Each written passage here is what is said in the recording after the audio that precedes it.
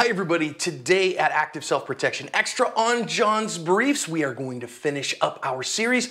We've talked about being a good, sane, sober, and moral person, and now it's time to talk about prudent. Firearms Legal Protection is who I trust to help me after a use of force incident. If you're a Firearms Legal Protection member, I will also be on your team as a consulting expert, and you can attend our monthly Active Self-Protection training seminars for free. Check out all they offer to their members at the link below. I really appreciate you hanging in there with me for this series. I sure have had a good time kind of talking through some of these issues with you. I think we might have one more after this because I'm going to talk about the difference between this and legal and why that's not part of my definitions. But we have talked already about how a good person has a heart oriented towards the best of the world around them, towards being a helper and towards engaging other people and ourselves towards the good. We have talked about sane and the ability to connect cause to effect and the ability to have our views align with reality. Sober we've talked about, and again, sober doesn't mean lack of alcohol. It means thoughtful, and it means well encouraged and completely discussed and have thought through. Moral, of course, living according to the standard of behavior that is the virtues, as it were. Now, let's talk about where we are talking now about prudence. And here again, we're not talking about a legal standard that our laws hold us to. Once again, thanks to Firearms Legal Protection for letting me get away from the law here for a little while on this and instead talk about the high standard that I want us to go to. Got a couple definitions here because, again, the legal standard is not a prudent person. The legal standard is a reasonable person. And there's a contrast here between reasonable and prudent. So let's talk about what the Black's Law Dictionary, that's like the old school standard dictionary of legal terms is. Black's Law Dictionary defines reasonable as ordinary or usual average. So really a great definition here is what is fair, proper, or moderate under the circumstances. So when we say what would a reasonable person do, this isn't a person of high caliber. This is kind of your average Joe or Jane. This is the kind of average person with the average amount of care, with an average ability. What would they do? Then that's reasonable. Whereas if you look at Black's Law's definition of prudent, it says to use good judgment, to be wise, sensible, and reasonably cautious. I think it's kind of interesting there that kind of the reasonable definition sneaks in just a little bit because it's to be cautious, but only reasonably cautious. Not like hugely cautious. It's not someone who is afraid of their own shadow, but someone who is reasonably cautious. Someone who uses good judgment, is wise and sensible. So you see those two are quite a bit difference of definition. Now, of course, if we're going to look at definitions, we probably ought to look at Merriam-Webster. It's the standard definition and dictionary kind of worldwide. I mean, you could use Cambridge, of course, too. But Merriam-Webster's has a couple of great definitions that I think actually line up with the Black's definition very, very well. Number one, that prudence is conduct marked by wisdom or judiciousness, circumspection, or discretion. Let me say that again. Marked by wisdom or judiciousness, marked by circumspection or discreet. So when someone is prudent, they don't rush out and blow up and share everything that exists in the world. They're instead discreet rather than brash. They are wise and judicious rather than foolish. So that's kind of that opposite side. Prudence really, I think, is a term that can get interchanged a lot for the word wisdom. And now, okay, I'm going to take you where this comes from in our culture. I'm going to take you back to where this kind of shows up from. And for my friends who have any like frustration with religion whatsoever and don't want to hear about it, you're going to struggle with this just a little bit because I'm going to take us back to the book of Proverbs. And the book of Proverbs is ancient wisdom, general wisdom. And quite frankly, I don't really care how religious you are. You read the book of Proverbs, you're going to find wisdom there for living. They're not lock solid, like unimpeachable promises, but they are general wisdom for everyday life, for good and wise living. That's what Proverbs is. And if you look for the word prudence in the English Standard Version of the Bible, you're going to actually find it in the entire scriptures 16 times of those 13 of the 16 are in the book of Proverbs. Then, of course, if you look up the word wisdom in the book of Proverbs, you'll find it 45 times. Now, they're not the same term, okay? They're not the same Hebrew word there. Generally, wisdom is chokmah. There's several words that get kind of translated prudent, but by those same definitions, right? So this is where language can get us a little bit, because you might have one word in one language, it get translated 3 or 4 different semantic ranges in a different language, or 3 or 4 words in this one language that all get translated into a single word in the receptor language. This is philology now, so just you're going to have to bear with me on that. But I want to see a couple of instances that I think the concept from self-defense of prudence comes into play, and then we'll talk about applications from there. Number one, Proverbs 22:3. Proverbs chapter 22, verse 3 is one that I wish that every self-defender would adopt. And again, this isn't the standard of just reasonableness. This is prudence. It says, "The prudent sees danger and hides himself, but the simple go on and suffer for it." So that idea, there's some sanity here, right? Because you see danger, you go, there's something coming in the future. I connect cause and effect, so I'm going to go a different way. However, again, prudence says, there is something coming. I'm going to make the smart decision rather than the dumb one here. The simple go on even when they see danger. Well, yeah, that's danger, but that's not my problem. Or it won't happen to me. That's foolish, right? And instead they see, it's not prudent for me to take that risk, and they hide themselves from the danger. If I go back in Proverbs to chapter 10, verse 19, it says, "When words are many, transgression is not lacking, but whoever restrains his lips is prudent."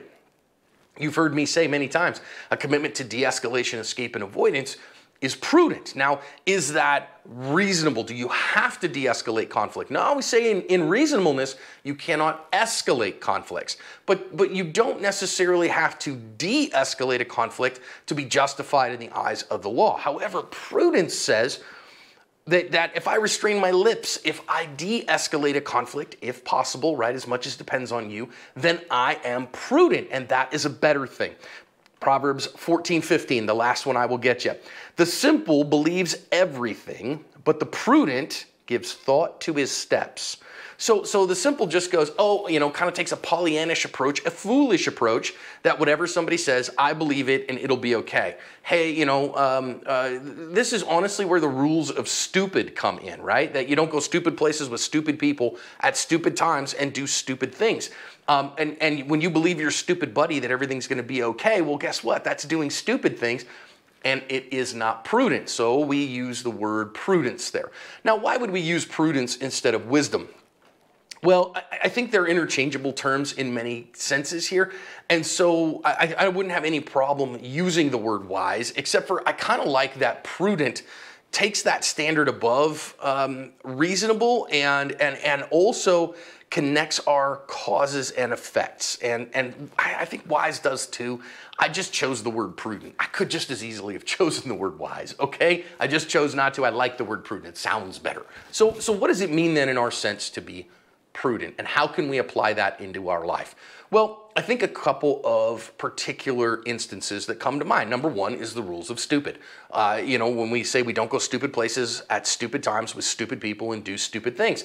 And I get pushback on that sometimes. John, I can be out anytime I want, and that's not a problem, and I have a right to do that. 100% true. But is it prudent to do that? Is it wise? Is it the right thing to do at that time? And you go, well, I like to go to the club because a club is where all the fun is. Yeah, but there's a lot of stupid there. Is it prudent to go to the club? Now you might say, hey, the juice is worth the squeeze. I would just encourage you to think through that. Is it wise and is it prudent for you to be there? Is the juice worth the squeeze in some real sense? Here's another for instance. I get asked all the time when people ask me about carrying in an environment where they're not supposed to. Say, for instance, at work. Your employee handbook says no firearms allowed or no weapons allowed, something on that line. And what should I do, John? And to me, I always say, listen, this is not a matter of morality, in my opinion. You could say it's an issue of morality because you agreed to something in order to take the job, and if you break that knowingly, then you've lied. And so I think you could say that, but I don't think it's a matter of good and evil or sanity. I don't think, when you really do need to think soberly through this stuff. I don't know that it's a moral issue, but it's an issue of prudence. And when you look through this issue, you got to say, wait a minute, what's the chances of me getting caught? What's the chances of that ending badly? What's the likely consequence of that ending badly? And what will that mean for my present and my future? Balancing that with, okay, what's the risk and likelihood of me needing that firearm in that particular job? And if I don't have it on that day, what's the risk? What's the likely outcome? How likely is that to happen? What will happen to my present and my future if I don't have it on that day? All of this then is a risk-benefit analysis. And in the end, you make a wise or prudent decision about what's best for you and your family. I could tell you I had a job that didn't have anything in our employee handbook, but there was kind of a couple in senior management that weren't real fans of firearms, and so I knew it could cause me some problems if I carried. But we were in a place and in a time I was in retail management that I felt like I needed to, and so I did, even though I didn't have permission from the company. I did that as a college professor for 9 years with permission. And again, some people will be like, well, there's young students around and all these things. Yeah, but it was totally prudent for me to carry there. So that issue definitely comes up. Now, the further issue is breaking the law, right? And of course, I would never, in any public forum for sure, encourage you to break the law or to ignore the law, because it would be very imprudent of me to do so, because that could open me up to liability even if I believed that you should. So even if I did believe that you should break the law, I wouldn't certainly tell you to do that. And there is an idea that says, wait a minute, is the juice worth the squeeze in me carrying? That's an issue of prudence. Now you might say, okay, wait a minute, it's a felony for me to carry in this particular place. I go to prison for 5 years, and the chances of that happening is much higher than me needing the firearm, and so I'm not going to take the risk. It's a matter of prudence. You might say, on the other hand, carrying a loaded firearm on my person in this state is a misdemeanor. And if I use my firearm and it's justified conduct, my Supreme Court has said there's no reason to ask a question where the gun came from. And so the juice is kind of worth the squeeze to me. And so I'm going to carry even though it's a misdemeanor for me to do so. That's, again, a matter for prudence. I think there is also matters of prudence in terms of, is it wise? Is it smart? Is it the best thing to do for me to have a less lethal tool on me? The answer to that is yes, right? It's the prudent thing to do. If you're going to carry a gun, 4 times more likely to have a simple assault come your way rather than an aggravated assault where the use of deadly force would be justified. And therefore, even if you are big, strong, strapping, you've got good fighting skills, good ground skills and all that stuff, having a long-range eye poke like an OC spray is a really good idea. So that's a matter of prudence. Is it wise to have first aid, at least in your car with you? Man, I think in your car is a no-brainer, in my opinion, on your person if you can. So you get my point, right? And so there's plenty of things. Wait a minute, I'd say we could have prudence to the place even of which gun might I carry? Which one is going to meet my needs the best? And that need is always going to be met with a trade-off between capacity and capability and portability and concealability. So we're always going to have a trade-off for that, and your situation may be different than my situation. So what's best for you to do with your family, with your particular carry setup, with your particular way of doing business is a matter for prudence. I have my calculus there. You should have your calculus there, and how that affects you is different than how it will affect me. So, at the end of the day, prudence means that our conduct and our thoughts are marked by wisdom and judiciousness, circumspection, and discretion. So this is where prudence dictates, wisdom of living dictates that we follow the rules of stupid. Wisdom dictates that we follow a life of de-escalation, escape, and avoidance, that we avoid stupidity like road rage and stuff like that.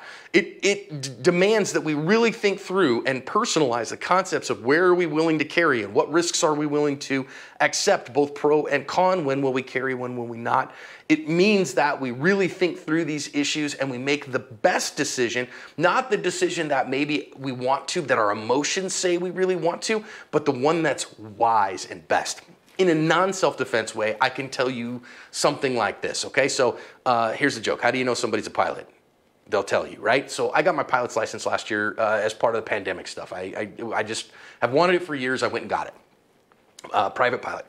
And I've looked at buying an airplane. Well, wait a minute, is it an issue of goodness to buy an airplane? No. Is it an issue of sanity? Well, it depends on who you ask, right? I connect reality and okay, fine, I don't think it is.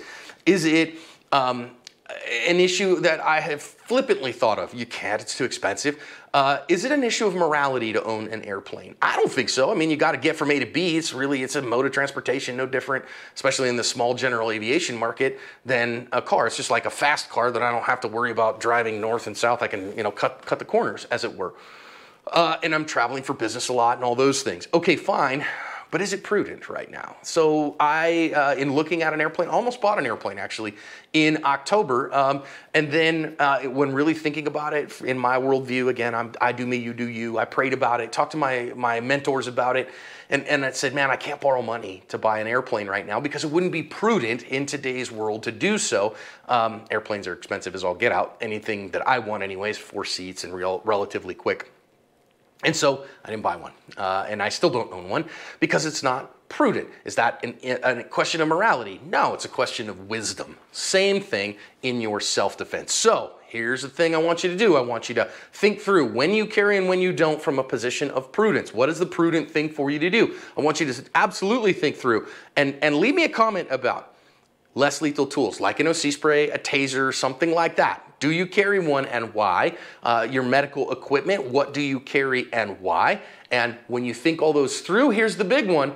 Think through the rules of stupid and why have you broken it in the past and whether or not that was prudent. Hope this discussion really helps you.